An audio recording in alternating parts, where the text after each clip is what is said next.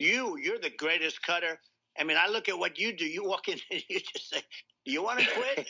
They go on strike. I won't mention the name of the company, but they go on strike, and you say, "That's okay. You're all gone."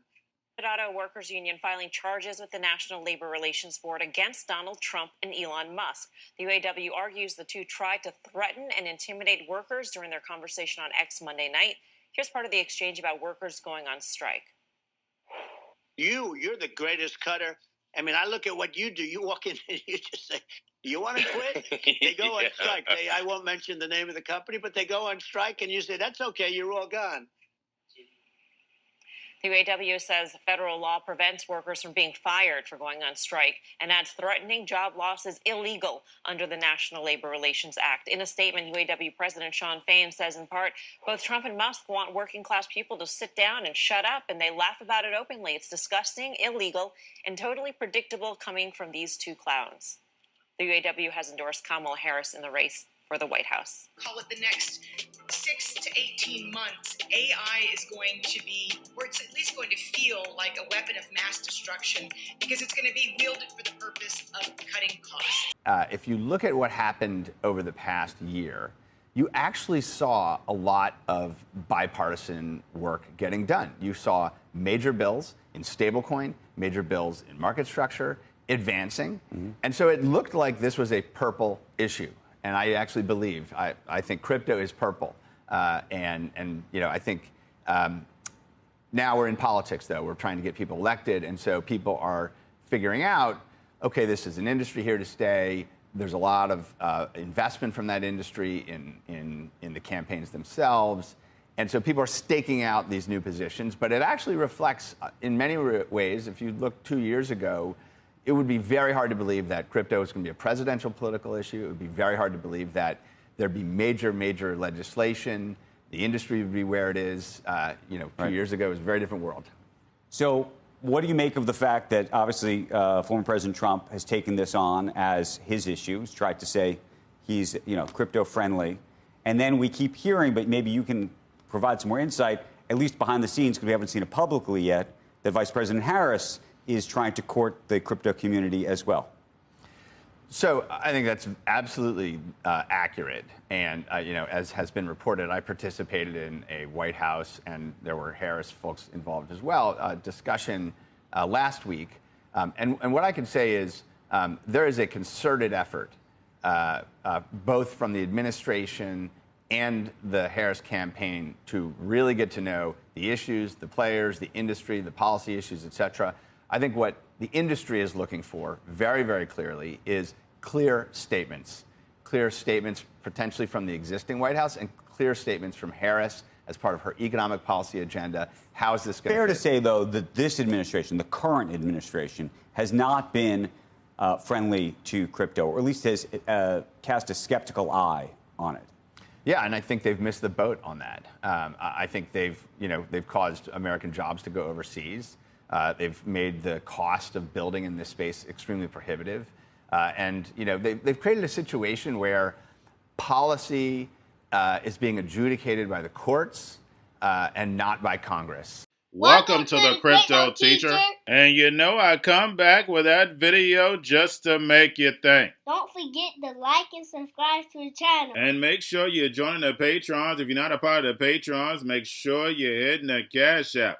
And we have Donald Trump and Elon Musk saying if you go on strike, we're going to get rid of you. And then they're laughing.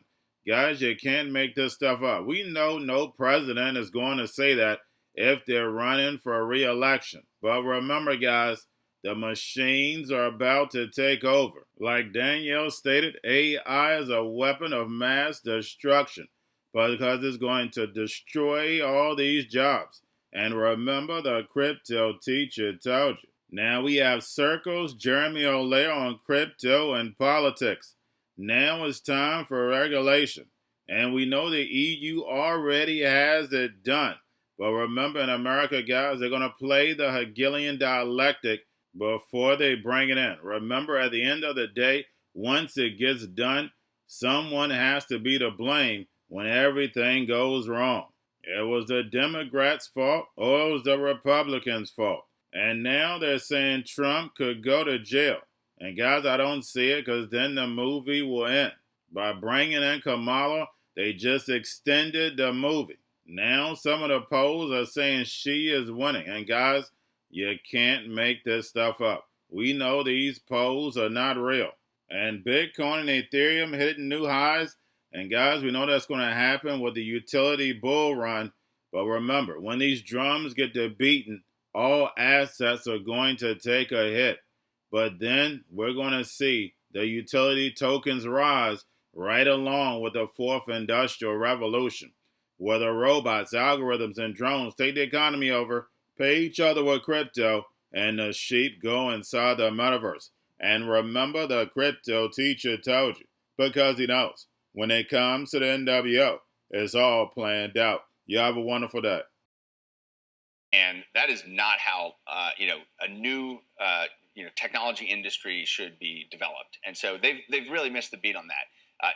But you did see later in this administration this pivot towards, okay, we're going to actually try and pass comprehensive legislation on a bipartisan basis. And so there's some move towards that, but is it too little too late? And do you see a distinction between, I mean, Gary Gensler was appointed by this administration. Where do you see him playing in this situation? I mean, look, I think we're 90 days out from the, obviously from the presidential electoral outcome. And there's a lot of discussion about Harris wanting to, build out her own cabinet, so to speak, if she were to win.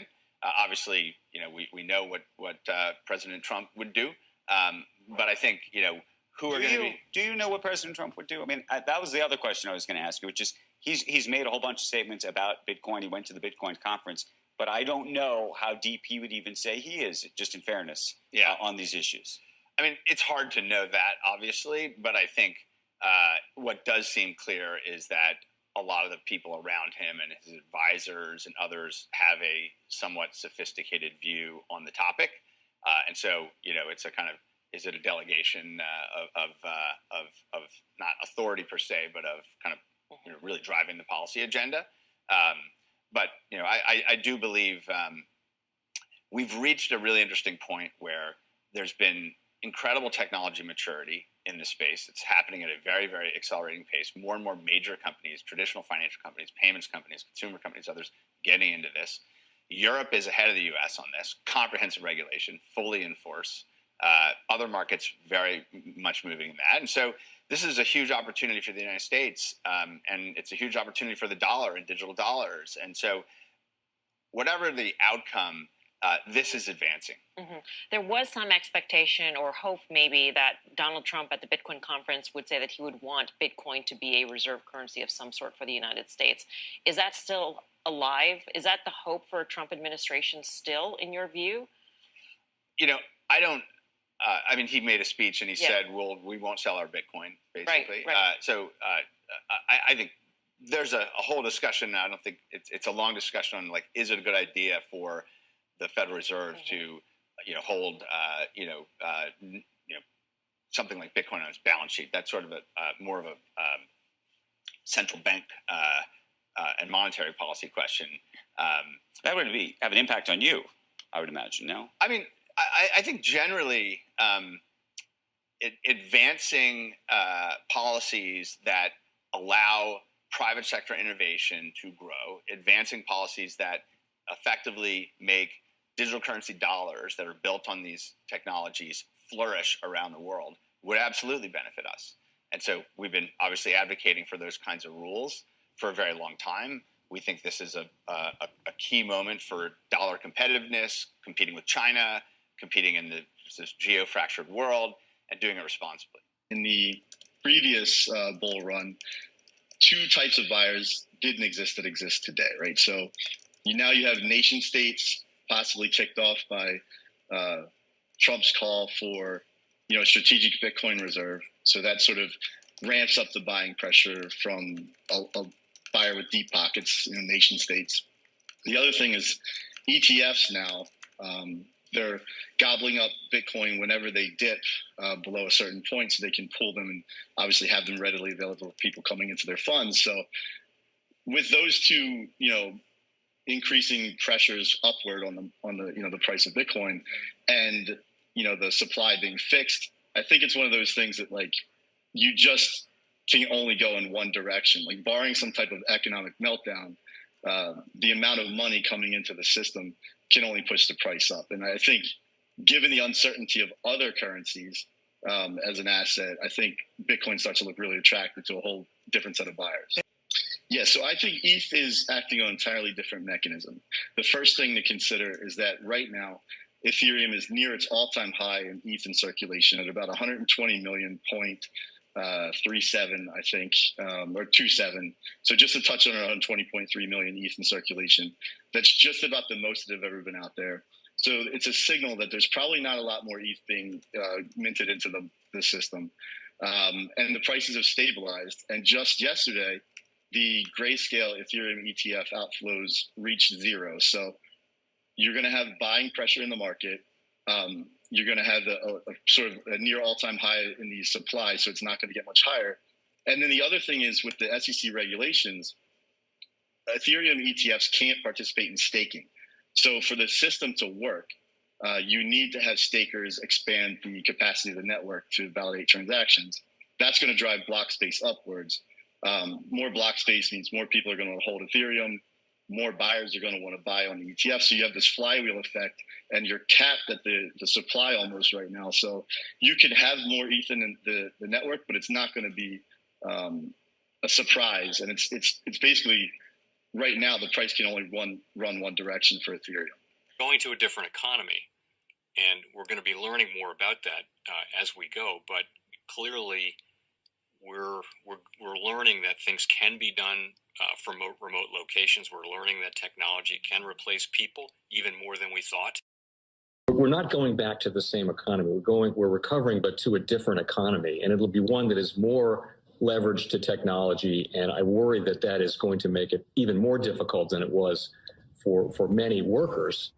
In Silicon Valley, and my friends who work in technology know that what we did to the manufacturing workers, we are now going to do to the retail workers, the call center workers, the fast food workers, the truck drivers, and then even bookkeepers, accountants, insurance agents, lawyers, and on through the economy.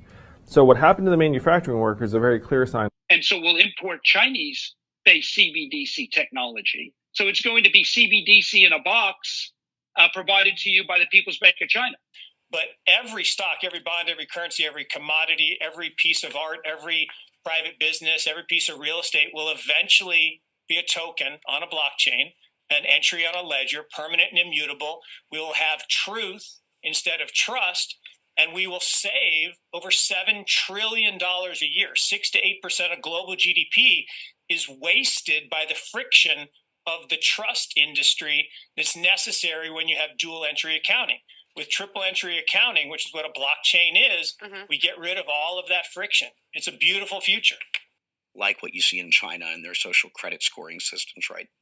If we get identity wrong, it could be a tool to enslave humanity. And if we get it right, it could be a tool to liberate humanity. And as an American, I'm obviously rooting for the one that's on the side of freedom. Bitcoin is an international asset. And also, I do believe the role of crypto is it's digitizing gold. I actually believe this technology is going to be very important. Look at it. We have been part of a huge revolution in investing through ETFs. We believe that ETFs will be changing the whole way we invest. Many people still use it as a means, people are investing it for indexing. No, the majority of people who are putting money in in ETFs are active investors that are buying exposure. The entire bond market is being transformed as we talk right now. I believe the next generation for markets, the next generation for securities will be tokenization of securities. And if we could have that distributed ledger that we know every beneficial owner, every beneficial seller, we all have our code of who's buying, who's selling, instantaneous settlement. And think about it, it changes the whole ecosystem. Chinese bank ICBC has been hit by a ransomware attack, and the U.S. Treasury market, as a result of that, has been disrupted. This, according to the Financial Times. We're getting more right now with Bloomberg's Shonali Bassick. Shonali, what do we know? Listen, we have the Financial Times now reporting that ICBC, one of China's largest banks here, was hit with a ransomware attack. And remember, they're a very significant intermediary in the Treasury market. The SIFMA has told its members that this has been part of the reason here that the system is kind of clogged up, if you will, during that auction that we saw a little bit before. The attack had prevented ICBC, according to the Financial Times, from settling Treasury trades on behalf of other market participants. A large executive at a major bank also telling the paper that such a large party on the fixed income clearing corp creates major concerns, potentially impacting the liquidity of Treasury markets. Now, it was not just a poor auction. It was absolutely lousy. And you know, when the dealers have to step in to save a Treasury auction, that's a rare occurrence. And Cryptoteacher and the new World Order book, plus the 3 kids books. It's time to re-educate. Also, if new to cryptos, Coinbase, Bitrue, Binance, do not forget book links and crypto links are in the description. The stock channel, guys. Don't forget to go like, subscribe, spread everywhere. You have your Kobo, your chip stocks, your banking, your gaming. While everybody's sitting at home, get home stocks, the Seaver, the biotech stocks. And while everybody's at home wishing, they were still getting that free money. What are they doing? Drinking and smoking weed. Don't forget about those stocks, and you have a wonderful day. The most powerful person in the world is the storyteller. The storyteller sets the vision, values, and agenda of an entire generation to come. Steve Jobs. And guys, you know I truly believe in this. When you look at the New World Order, they're the storytellers. And that's the reason why I wrote my New World Order book. But guys, now it's time to change the current generation. And I wrote 3 kids books. You know I love the Trinity because I understand the power that's in it. So I have 3 books. We have an opportunity to change the generation, to educate, not just me, but I want to show you that I take action on a daily basis. And I want you to take action on a daily basis. Whether it's your job, whether it's in your community, we have an opportunity right now to educate the masses. I posted this on my Twitter account. Please share, but this is a short clip of the 3 books. There's going to be a clothing line and action figures. Please get these books for your kids, nephews, cousins, friends, so therefore we can start the re-education now. Because as we see, the 4th Industrial Revolution foundation is definitely here. Robots, algorithms, drones, taking humanity out the picture. We have to re-educate. But let's get into the video. Part 1. King Joshua and Drama Tam save the village. Part 2. King Joshua and Drama Tam save New York from COVID stories 3. Part 3. King Joshua and Drama Tam goes to China. It's mandatory to get part 1, part 2, and part 3 of this series. It's time to re-educate Generation Z.